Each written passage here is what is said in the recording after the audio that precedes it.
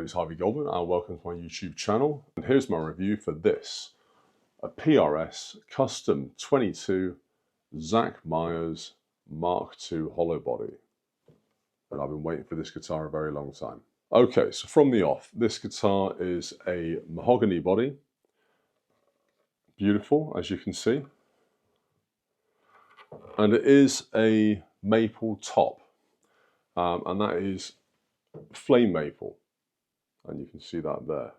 And those colours are gorgeous. I don't know if they're coming through well on the camera. It does have the 245 humbuckers, which sound really meaty, especially for a guitar that's chambered, as you can see there from the F-hole. And it doesn't really weigh anything.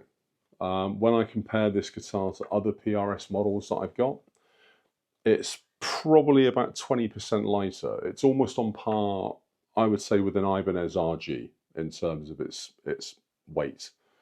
There's not much there at all.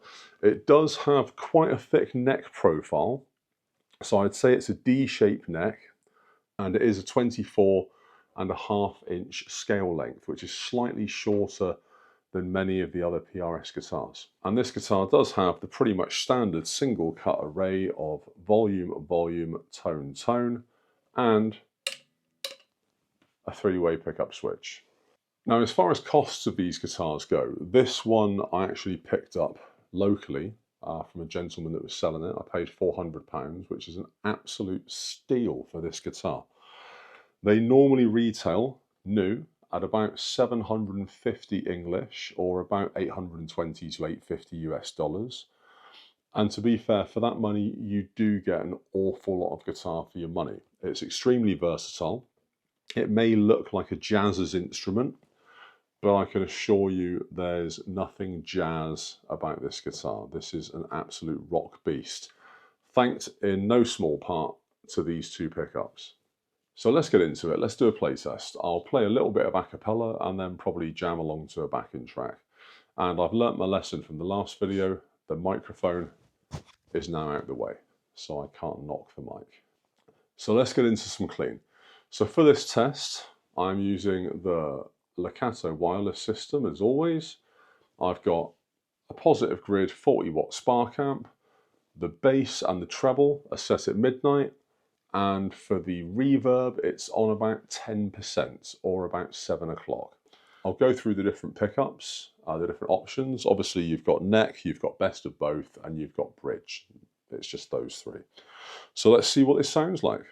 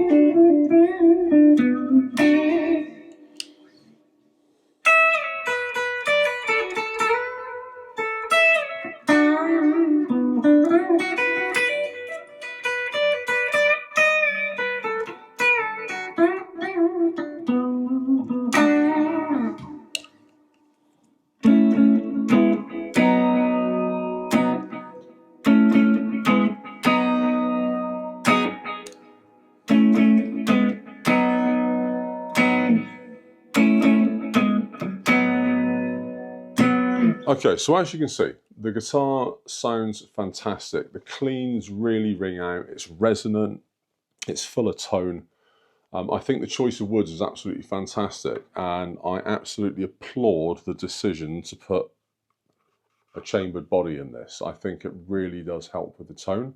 I know that mahogany is a dense wood, and that mahogany should have good tone anyway, but I think the weight reduction, you would expect tone to be missing with wood missing.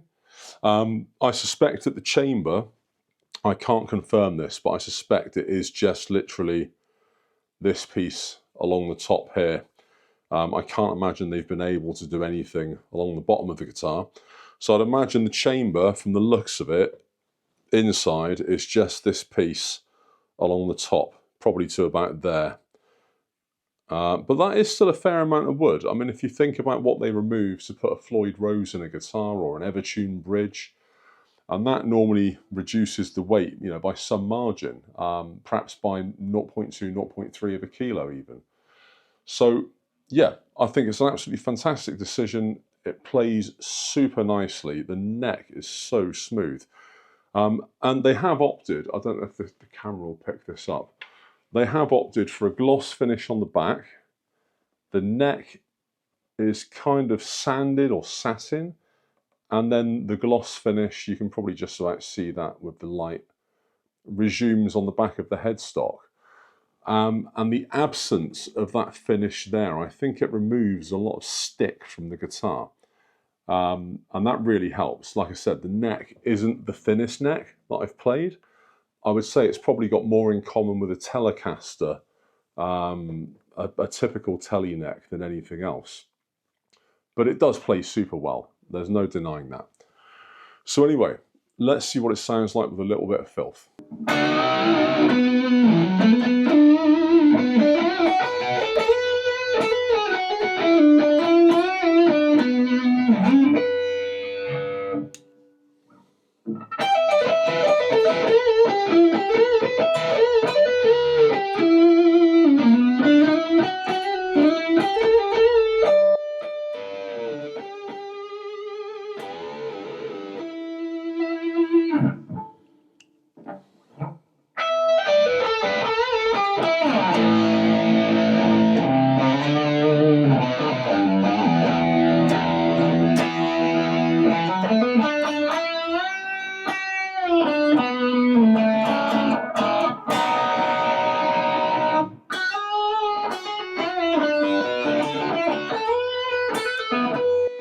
Those pickups wail. So we'll have a quick go with the backing track, and then it's Christmas, so I'm going to go to bed.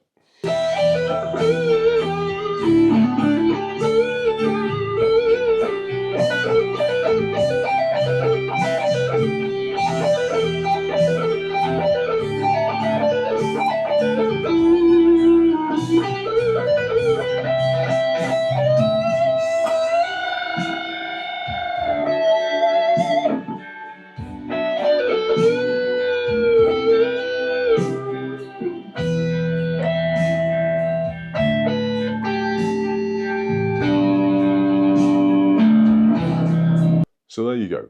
There isn't much that I can fault with this guitar, if anything. It's versatile, it's beautiful, it's lightweight, it sounds fantastic, and the chambered body is super cool.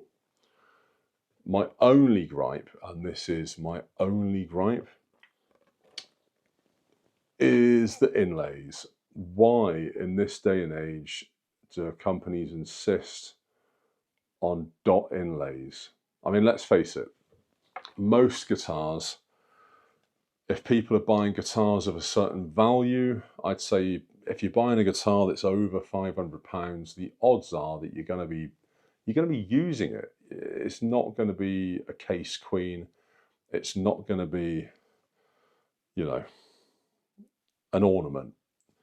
I think that guitars all need Lumi inlays at the very least, so that you can see what you're doing on stage. And I think this is no exception. My view is that if you're buying a guitar that's a couple of £100, unless you're doing really awful gigs, you're probably not going to be gigging with that guitar, because it's simply not a spec or a standard that you'd want to take out and risk playing live. So really, the sweet spot for guitars that you'll play live is probably anything from about £300 up to around maybe 1500 English. And at that point, you've got instruments that are going to be built well, they're going to be workhorses, they're going to sound great, and they're going to perform. I think once you get into guitars that are over £1,500, well, maybe those are the case queens. Those are probably the ones that you buy for investment, and nothing would horrify me more than rocking up to a gig in a local brawler's bar with an Ibanez Pia, for example, you know, to rattle through Teen Spirit and hit me baby one more time. That's just not what you'd use those guitars for. This is a gigging guitar. It's not expensive enough to be a case queen or rare enough. It's not cheap enough to be something that you'd smack around. It's just meant to be a workhorse. And for that reason, they missed a trick. But that said, I will be gigging with this guitar. I dare say it'll be my new backup to the Evertune. So yeah, fantastic. And I'm really happy with the purchase. Anyway, it's been a tiring Christmas period. So you won't hear from me until the new year. Goldman, peace out.